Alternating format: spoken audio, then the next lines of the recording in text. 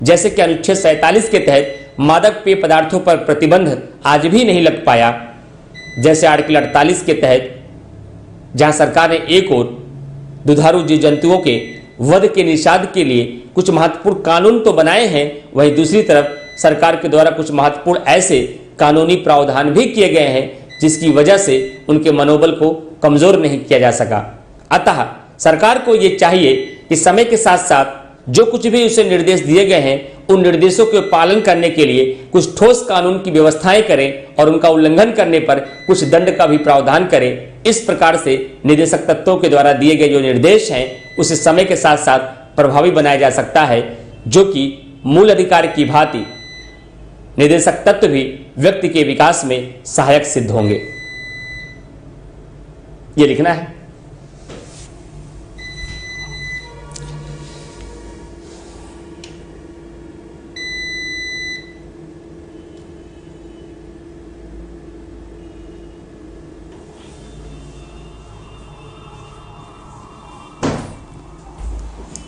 तो बहुत कठिन शब्दों का मैं प्रयोग कर रहा हूं या ऐसी बातों को बता रहा हूं जो आपने कभी देखा ही नहीं, कभी सुना नहीं, पहली बार आपके सामने ऐसे शब्द आ रहे हैं, या वही सारी बातें जो पूरी क्लास में बताया गया है वैसे ही उत्तर लिखना है।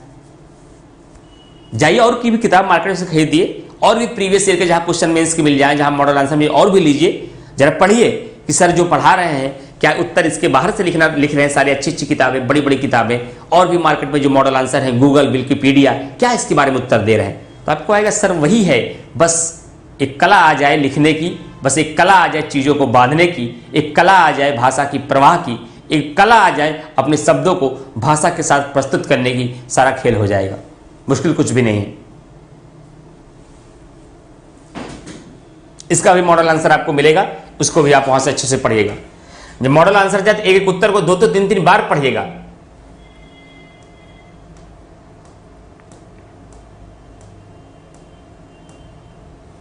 अगला सवाल,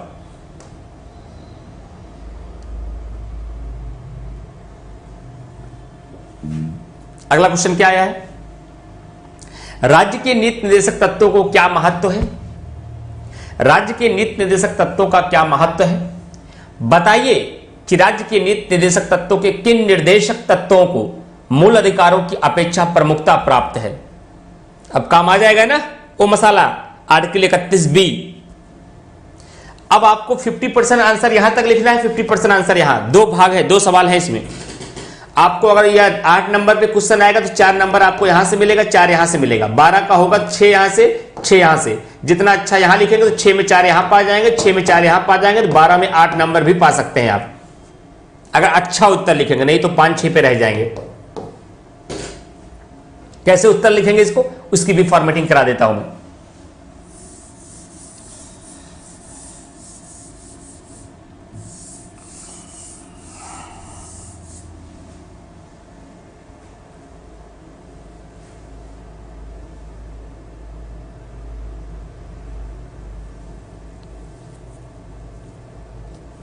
देखिए, पहले राज्य के निर्देशक तत्व की परिभाषा लिख दीजिएगा, फिर उसके महत्व को बता दीजिएगा।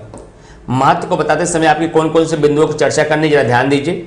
जब महत्व को बताइएगा तब आप ध्यान रखिएगा कि इन निर्देशक तत्वों के माध्यम से समाज में सामाजिक आर्थिक न्याय की स्थापना के साथ साथ देश में एक कानून की व्यवस्था है। वंचित वर्गों की मुख्य धारा में लाने की बात है। कुछ वर्गों के लिए रोजगार की बातें की गई हैं। इसलिए निर्देशक तत्व भले ही परिवर्तनीय नहीं है, लेकिन यह हमारे देश में नागरिकों के विकास के लिए बहुत महत्वपूर्ण है, क्योंकि संविधान सभा के द्वारा सरकार को इस बात का निर्देश दिया गया है कि उनका पालन करना नीति निर्माण के दौरान आवश्यक है।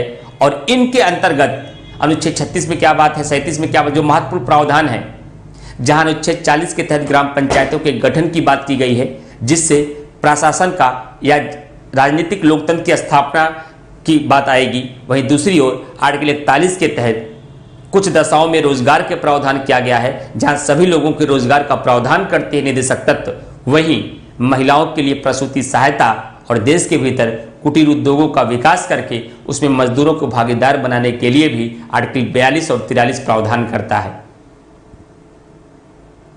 और देश समाज के भीतर सौहार्द बनाए रखने के लिए जहां एक ओर मादक पेय पदार्थों पर प्रतिबंध लगाया गया है, वहीं देश की पर्यावरण की भी चिंताओं को व्यक्त करते हुए सरकार को अनुच्छेद 48 का के तहत पर्यावरण संरक्षण का भी निर्देश दिया गया है। अतः इन तर्कों के आधार पर यह कहा जा सकता है कि निदेशक तत्व के महत्व भले ही अपरिवर्तनीय नहीं है, लेकिन उतना ही है जितना कि मूल अधिकार का है।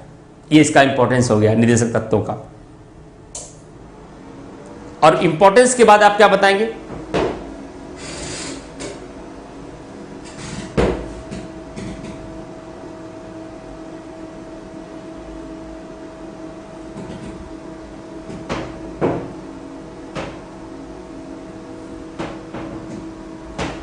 अच्छा रंजना जी, बहुत अच्छी बात है। उसके बाद क्या है कि राज्य के निदेशक तत्वों को मूल अधिकारों की अपेक्षा प्रमुखता प्राप्त है। तो क्या कहेंगे? वैसे तो मूल संविधान के अंतर्गत समय के साथ साथ न्यायालय का झुकाव पहले मूल अधिकारों की तरफ अधिक था, लेकिन आगे चल करके 25वां संविधान संशोधन 1971 के माध्यम से हमारे संविधान में आर्टिकल 31 का जोड़ा गया, जिसके तहत 39B। अब ये तथ्य लिखना पड़ेगा, ये तथ्य नहीं लिखेंगे तो आंसर प्रमाणिक नहीं बनेगा, नंबर नहीं मिलेगा, कहानी से नंबर नहीं मिलेगा। कहानी के साथ साथ आपको प्रमाणिकता लानी होगी उत्तर में, और उत्तर में प्रमाणिकता कहां से आएगी? जब उसके पीछे आप एक ठोस तर्क देंगे, जब उसके पीछे आप एक ठोस तर्क देंगे तब आपको उसमें प्रमाणिकता मिलेगी। तो आपको लिखना पड़ेगा कि आर्टिकल 39B और आर्टिकल 39C को प्राप्त करने के लिए आर्टिकल 14, आर्टिकल 19 और आर्टिकल 31 पर निदेशक तत्वों को वरीयता दी गई है।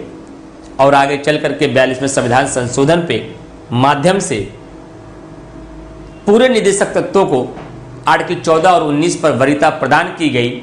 लेकिन मिनर्वा मिल्स केस 1980 के तहत न्यायपालिका ने मूल अधिकार और निदेशक तत्वों के बीच सामंजस्य को संविधान का मूल ढांचा घोषित किया, जिसके पश्चात सभी मूल अधिकार निदेशक तत्वों का जो मूल अधिकारों पर प्रभाव था उसे समाप्त करके केवल आर्टिकल 39B और 39C को आर्टिकल 14 और 19 पे वर्तमान में वरीयता प्राप्त है। और वैसे भी न्यायालय ने मिनर्वा मिल्स केस में यह भी निर्धारित किया कि मूल अधिकार और निदेशक तत्व एक दूसरे के विरोधी नहीं बल्कि एक दूसरे के पूरक हैं, जो व्यक्ति के विकास में सहायक हैं।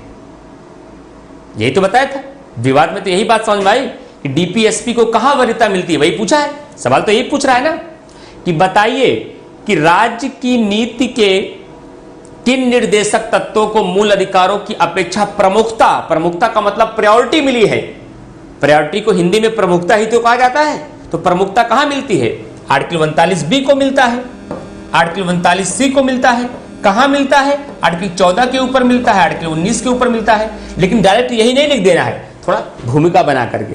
जब 25वां संविधान संशोधन से कहानी शुरू करके थोड़ा सा मौका मिला, आपने वो 1951 वाला चंपकम दौराराजन का मामला भी जोड़ दिया, उसके बाद आपने 25वां संविधान संशोधन भी बता दिया, बीच में पूरा का पूरा प्रभाव भी दिखा दिया, मिनर्वा मिल्स केस का अंतिम निर्णय बता दिया। और क्या चाहेगा एग्जामिनर? बच्चा तो सब जान रहा भाई, एकदम शांत तरीके से इसने प्रमाणित सिद्ध कर दिया कि वर्तमान स्थिति क्या है और कब कब किस किस निदेशक तत्वों का प्रभाव किस किस मूल अधिकारों पर कैसे कैसे रहा, पूरा इतिहास हमारे सामने रख दिया इसने। तो उसको तो नंबर देना ही पड़ेगा।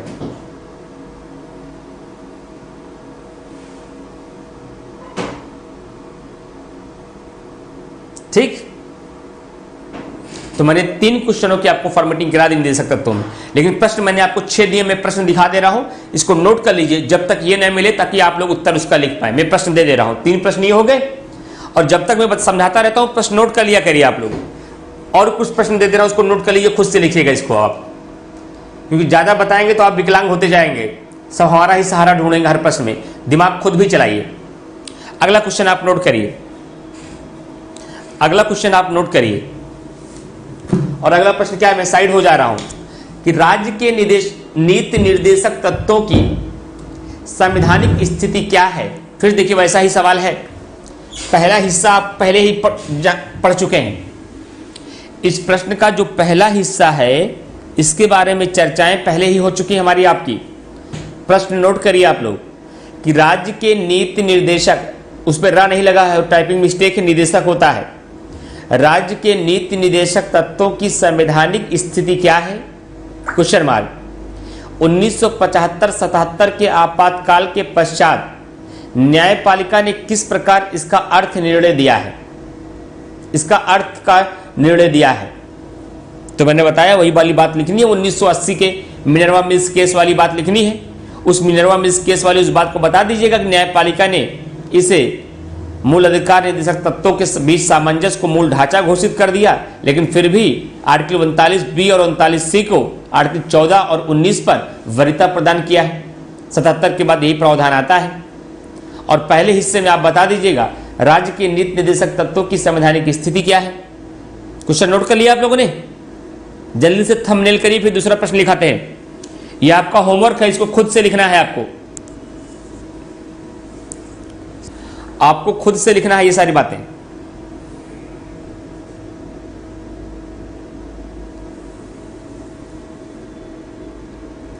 चलिए अगला पॉइंट,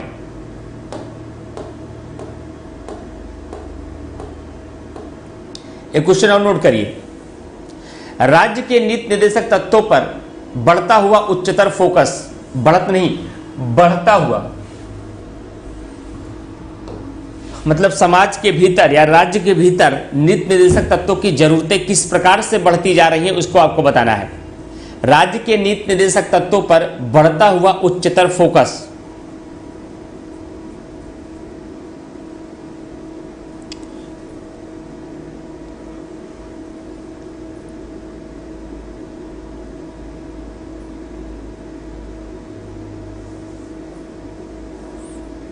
ठीक। तो 3 क्वेश्चनों की मैंने फॉर्मेटिंग करा दी, 3 अलग क्वेश्चन आपको मैंने लिखा दिए। ये 6 क्वेश्चन आपके एनफ हैं। बाकी आपके पास जो बुक गई है उसमें से भी 2-3 अभ्यास प्रश्न मिल जाएंगे, वहां से भी आप अभ्यास कर सकते हैं। इस प्रकार से 3 टॉपिक की पूरी थ्योरी पढ़ाकर, पूरा कॉन्सेप्ट सिखाकर, उसके आंसर राइटिंग की फॉर्मेटिंग करा करके, 2 का मॉडल आंसर दे करके, 1 का मॉडल आंसर तैयार करा के जो आपको मंडे को मिलेगा, ये मैंने कंप्लीट कर दिया। लेक्चर नंबर 8 है, रफ्तार बढ़नी चाहिए, क्योंकि शुरुआती दौर में अगर मैं रफ्तार बढ़ा देता तो आप लड़खड़ा के गिर जाते। इसलिए मैं बहुत आहिस्ता के साथ चला ताकि आप धीरे धीरे नेचर पकड़ें और आप अब रफ्तार पकड़ सकते हैं। और ये सबसे जटिल मुद्दा था, मूल अधिकार का सबसे जटिल मुद्दा। राष्ट्रपति उसपति तो मजा ही आएगा पढ़ने में। राष्ट्रपति, उपराष्ट्रपति, प्रधानमंत्री, मंत्रिपरिषद, राज्यपाल, महान्यायवादी, CAG, ये तो आपको बस इसके बारे में केवल लिखना है। ये सब लिखना आसान होता है, लेकिन यहाँ बड़ा कॉन्सेप्ट होता है, बड़ा घुमाव होता है। इसको बगैर समझे, बगैर विवाद को जाने आप उत्तर नहीं लिख पाएंगे।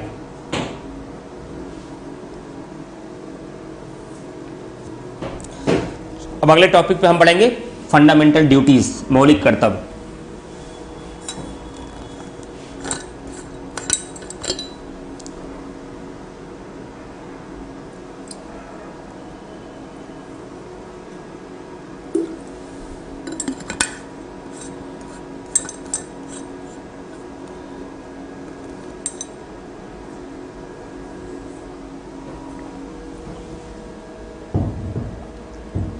चलिए, तो 9 लिखा है, हो सकता है 9 ही हो सकता है। 4 तो यूट्यूब पर पब्लिकली हुई, हो सकता है 9th ही लेक्चर हो आपका,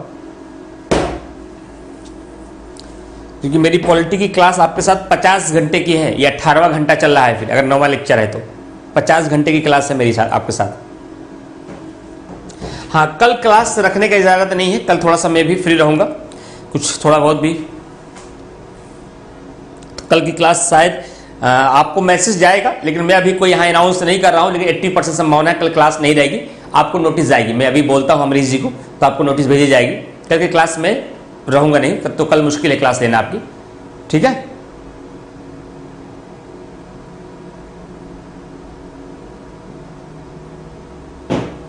आपको इन्फॉर्मेशन मिल जाएगी ऐप पर, जो आपका ग्रुप होगा वहाँ में आपको इन्फॉर्मेशन मिल जाएगी।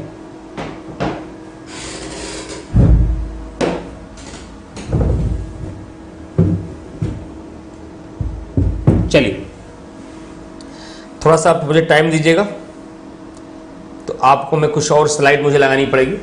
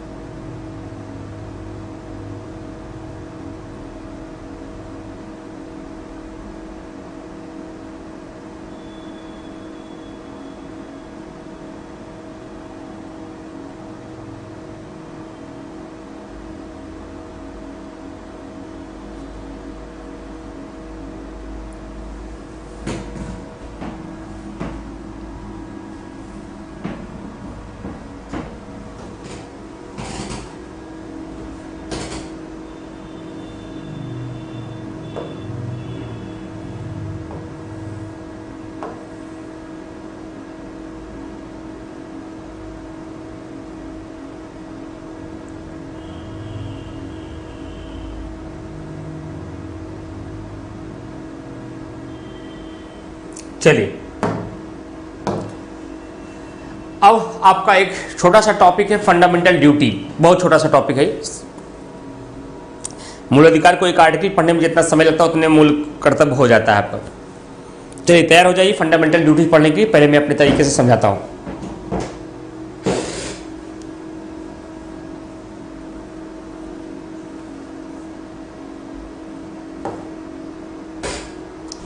फंडामेंटल ड्यूटीज देखो, वो प्रीलिम्स से पूछा जाएगा।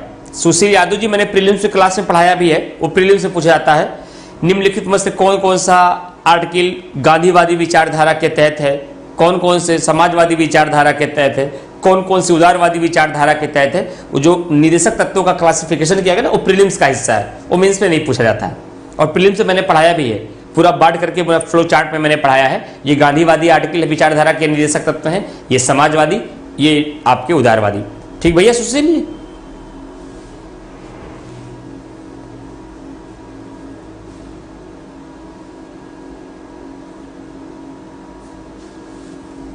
चलिए,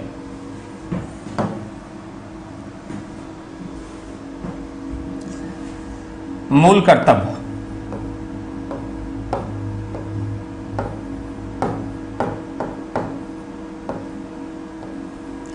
ये मूल कर्तव्य एक्चुअली क्या है? सवाल जब बनता है ना, तो प्रायः सवाल इसकी संरचना पर मूल अधिकार, मूल कर्तव्य क्या है, कब जोड़े गए, उन 11 मूल कर्तव्यों को ही पूछता है।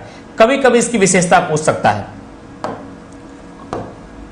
तो पहले आपको इसकी बेसिक्स समझना पड़ेगा। इसको फंडामेंटल ड्यूटीज कहा जाता है, मौलिक कर्तव्य। और जो मूल कर्तव्य था, ये मूल संविधान में नहीं था।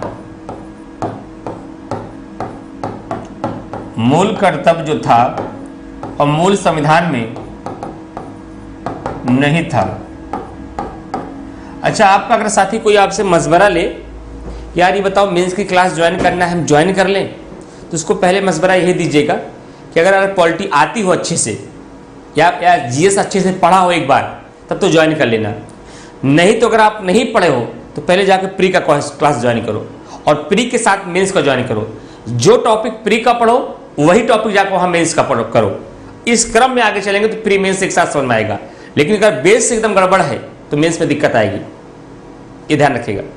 इसलिए कोशिश करिए प्रीलिम्स को पहले पढ़िए। अगर जो मेरा क्लास प्रीलिम्स वाला भी किया होगा वो मेंस करेगा ना, शानदार तरीके से सारा पॉइंट क्लियर होगा उसको, क्योंकि जो बेसिक एकदम बात हुई, छोटी छोटी बातें। अब मेंस की क्लास में छोटी छोटी बातें नहीं क्लियर की जा सकती ना, कि अगर मैं बेस बताऊंगा तो लिखाऊंगा कब, कॉन्सेप्ट कब समझाऊंगा, विश्लेषण कब करूंगा फिर। तो इसलिए बेस का होना जरूरी है। तो जो अगर बिगिनर से एकदम रहे तो प्रीलिम्स का वाली क्लास जरूर करिएगा आप एक बार, तो वहां एकदम बेसिक से बताई जाती चीजें। तो मूल कर्तव्य मूल संविधान में नहीं था, बल्कि इसे 42वें संविधान संशोधन के द्वारा 1976 में सरदार स्वर्ण सिंह की सिफारिश पे जोड़ा गया। सरदार स्वर्ण सिंह की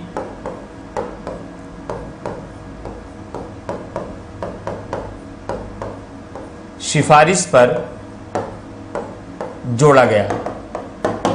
और जब यह मूल कर्तव्य जोड़ा गया था तब 10 मूल कर्तव्य थे, लेकिन वर्तमान में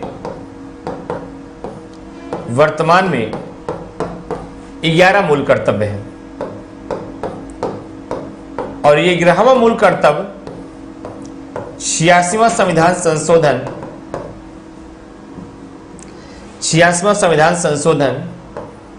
2002 के द्वारा जोड़ा गया।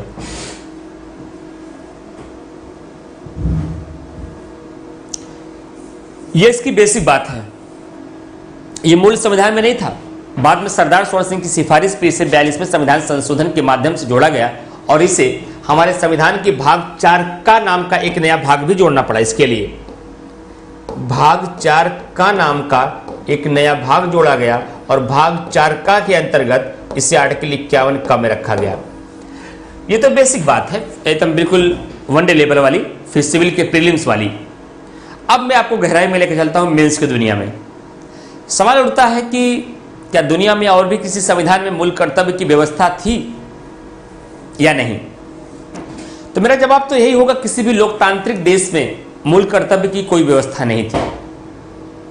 अगर लोकतांत्रिक देशों की बात किया जाए तो पूरे लोकतांत्रिक देशों में सबसे पहले जापान एकमात्र ऐसा देश था जिसने सबसे पहले मूल कर्तव्य को अपने संविधान में अपनाया। और यदि साम्यवादी देशों की बात करें तो साम्यवादी देशों में रसिया यानी कि सोवियत संघ के नाम से जिसे आप पहले जानते थे, सोवियत संघ एक ऐसा कंट्री था जहां पे मौलिक कर्तव्य के प्रावधान आपको मिलते हैं, फंडामेंटल ड्यूटी के प्रावधान आपको वहां पर मिलते हैं रशिया के अंतर्गत। तो आप ध्यान दीजिएगा कि हमारे संविधान में एक व्यक्ति थे, उन्होंने कहा कि जो अधिकार विहीन कर्तव्य होते हैं वह व्यक्ति को तानाशाह बना देते हैं, वो निरर्थक होते हैं, लेकिन जो कर्तव्य विहीन अधिकार होते हैं वह व्यक्ति को तानाशाह बना देते हैं। यह स्टेटमेंट इसकी बुनियाद की जड़ है। स्टेटमेंट में लिखता हूं, समझाता हूं आपको। मैंने स्टेटमेंट में क्या कहा? अधिकार विहीन कर्तव्य निरर्थक होते हैं। अधिकार विहीन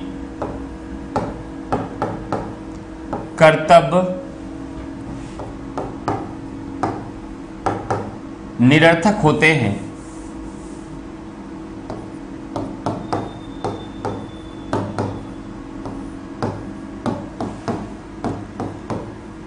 लेकिन कर्तव्य विहीन अधिकार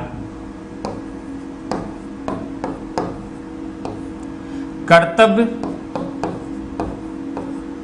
विहीन अधिकार व्यक्ति को तानाशाह बना देते हैं।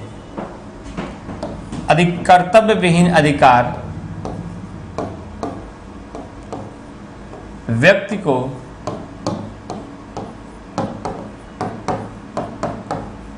तानाशाह बना देते हैं। ठंडक अचानक से बढ़ी, लेकिन फिलहाल हमारे स्टूडियो में ठंड नहीं रहती है, लेकिन आज फर्स्ट टाइम मुझे पाँव में बहुत तेजी से ठंडक एहसास हो रही है कि ठंड बहुत तेजी लग रही है। जबकि मैंने सॉक्स पहन रखा है, फिर भी मुझे पैर में मतलब जैसे सुन्नपन के एहसास होता वैसा लग रहा है। वाकई टेम्परेचर काफी डाउन हो चुका है क्या?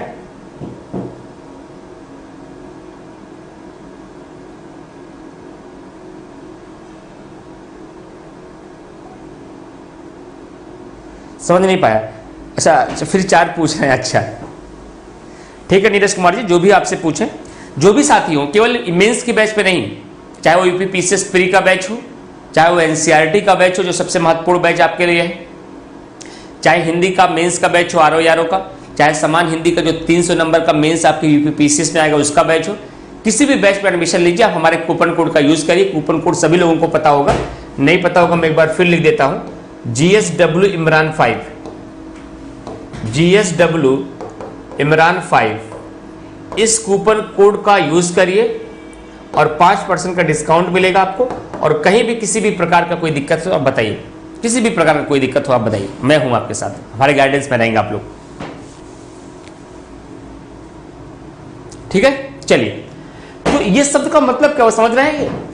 इसी ने तो जड़ बना दिया कि मूल कर्तव्य को संविधान में आना चाहिए। यह कह रहा है कि अधिकार विहीन कर्तव्य, अधिकार विहीन कर्तव्य निरर्थक होते हैं। मतलब आपको ऐसे कर्तव्य सौंप दिए जाए जिस कर्तव्य के अंतर्गत आपके पास अधिकार कोई ना हो।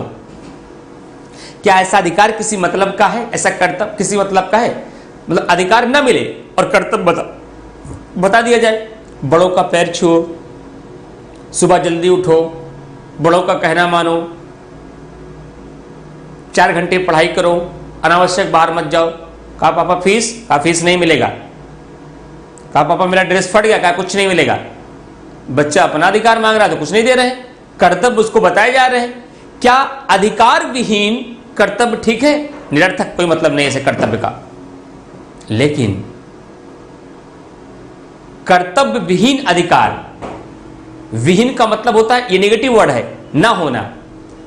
कर्तव्य विहीन अधिकार व्यक्ति को तानाशाह बना देते हैं। जैसे आप लाल किले पे मत आइएगा, यहां पे काम चल रहा है, यहां पे सारे लोग, सुंदर लोगों को, विदेशियों से पर्यटन के लिए लोगों को बुलाया जाएगा। कहेंगे आर्टिकल 15 में मेरा अधिकार है, मैं आऊंगा। पहुंच गए आप लाल किला देखने के लिए, पहुंच गए आप ताजमहल। ताजमहल पहुंचकर आप क्या कह रहे हैं, कोई रेड ईटा उठाते ताजमहल की, मैं भी शाहजहां की तरह अपने मुमताज का नाम लिख दूं यहीं कि देखो हम भी मोहब्बत करते हैं अपनी मुमताज से। वहां के गार्ड ने समझाया, भाई साहब यहां पूरी दुनिया के लोग आते हैं, इसको क्यों गंदा कर रहे हैं? ये ताजमहल पूरी दुनिया में विश्व धरोहर सूची में इसका नाम है, कैसी बात कर रहे हैं आप? बाहर चले, अगर ऐसा कोई गलती दोबारा किया आपने तो फिर आपको अंदर नहीं आने दिया जाएगा। तुरंत बेयर एक्ट निकाला, कहा देख रहे हो आर्टिकल 15, किसी भी सार्वजनिक स्थलों पर किसी भी व्यक्ति के साथ कोई भेदभाव किया जाएगा तुरंत सर्वोच्च न्यायालय जाऊंगा। बेचारा गार्ड कम पढ़ा लिखा था, बाहर आके पता, ये तो पता नहीं कौन सा अल्लाह बता रहा है, कौन सी कानून हमको समझा रहा है। अब उसको बाहर भी नहीं कर पा रहे और वहां पर क्या कर रहा है, वो गंदा भी कर रहा है। क्या उसका कर्तव्य नहीं है? अपने घर की दीवारों को चमका के रखते हैं और हमारे विश्व भारत की जो धरोहर है, जो हमारे भारत की संपत्ति पूरी दुनिया से लोग पर्यटन के रूप में देखने के लिए आते हैं, वहां दीवारों पे अपनी मोहब्बत को आप दिख रहे हैं। अगर व्यक्ति एक तरफ बाहर निकालने पे निकल नहीं रहा है और दूसरी तरफ अत्याचार कर रहा है, ये क्या हो गया? व्यक्ति अब तानाशाह बन गया। किसके बल पर?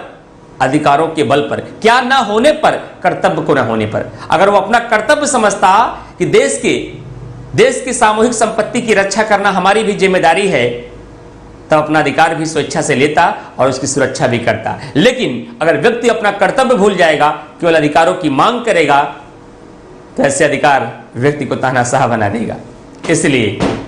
इसलिए संसद में इस बात की बहस हुई कि हमारे संविधान के भीतर जहां एक और नागरिकों को बहुत सारे अधिकार दिए गए हैं, उन नागरिकों के अपने कुछ दायित्व भी होने चाहिए, उस नागरिकों के अपने कुछ अधिकार भी होने चाहिए, तब जाकर के दोनों के बीच सामंजस्य बन पाएगा, तब जाकर देश ऊंचाइयों को छू पाएगा। अकेले सरकार क्या करेगी? 125 करोड़ की आबादी है वर्तमान में देश की, और इस आबादी के भीतर जब तक जन जागरूकता नहीं आएगी, लोगों के अंदर समझ नहीं आएगी, लोग अपने कर्तव्यों को नहीं समझेंगे, कब तक कौन डांट के क्या कराएगा? कोई करा पाया क्या आपसे? आपकी मनसा अगर पढ़ने की नहीं है, पापा फोन लगा के पढ़ा पाएंगे? गोलू उठे 6 बज गया, बैठो किताब लेकर के, कब तक पढ़ाएगा कोई व्यक्ति? गोलू को आप बैठा दिए, आप ऑफिस जाइए, हम मोबाइल चलाएंगे। लेकिन जिस दिन गोलू को खुद पढ़ना होगा ना, न उससे अलार्म की जरूरत होगी, न पापा के डांट और फोन की, 4 बजे उसका लक्ष्य उसको जगा देगा। इसलिए व्यक्ति के कर्तव्य जरूर होने चाहिए। अगर आप अपने कर्तव्यों को भूल गए तो आप निरर्थक हैं, आप मानो है ही नहीं, फिर you are not a human being, then you are a wild animal, आप जंगली जानवर कहलाएंगे। इसलिए कर्तव्यों का होना बहुत जरूरी है। इसलिए संविधान में एक संशोधन किया गया, 42वां संविधान संशोधन 1976, और 42वां संविधान संशोधन 1976 के माध्यम से हमारे संविधान में एक नया भाग लिख दिया गया, भाग 4 का एक नया अनुच्छेद लिखा गया 51 का, और उसके तहत 10 कर्तव्य हमें सौंपे गए। तो पूरी दुनिया के लोगों ने कहा भारत वाले कुछ अलगे संविधान लिख रहे हैं, अब एक नया भाग जोड़ के मूल कर्तव्य लिख दिए हैं। लोगों ने पूछा क्या न्यायालय के द्वारा संरक्षण है? अगर व्यक्ति अपने मूल कर्तव्यों को ना निभाए तो क्या करोगे? कोई आपके पास पावर है कि उन कर्तव्यों को पूरा करा लो, जैसे वो अपने अधिकारों को छीन ले रहे हैं न्यायपालिका में आकर के? कहा नहीं, ऐसा कोई अधिकार नहीं है। कहा तो ऐसे मूल कर्तव्य तो निरर्थक घोषणाएं मात्र हैं। पश्चिम के विधिवेत्ताओं ने कहा तो ऐसे मूल कर्तव्य तो निरर्थक घोषणाएं मात्र है, इनका कोई अस्तित्व नहीं है, वो केवल संविधान के पन्नों की सिमट कर रह जाएंगे। तो हमारे संसद के लोगों ने कहा नहीं, ऐसा नहीं है, ये निरर्थक घोषणाएं मात्र नहीं है। हमारे देश में भी लोग पढ़े लिखे हैं, इतनी साक्षरता है, अगर कोई व्यक्ति इन कर्तव्यों का निर्वहन करे तो ठीक, नहीं तो उसका संस्कार है, और जब संस्कार ही गड़बड़ होगा तो अधिकारों को बाध्य करके भी नहीं दिलाया जा सकता। लेकिन वैसे भी